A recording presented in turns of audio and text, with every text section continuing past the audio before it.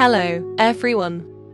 Today, we'll introduce you the BearPi's Wi-Fi connectivity experiment. These are the relevant API functions that are required.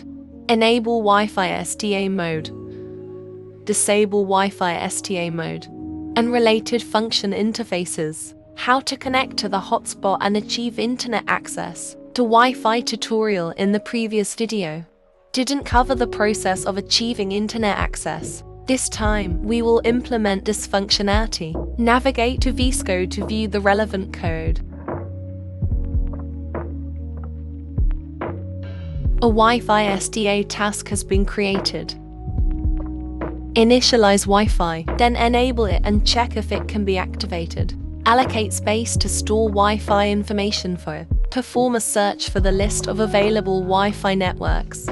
Completion of the scanning process. Print the list of Wi-Fi networks. Connect to the specified Wi-Fi network. Check for successful connection by starting DHCP and waiting for DHCP. Here are some functions related to Wi-Fi initialization. Next, compile the code. Compilation successful. Open the burning tool. Select the burning file. Connect. Press the development board reset button once.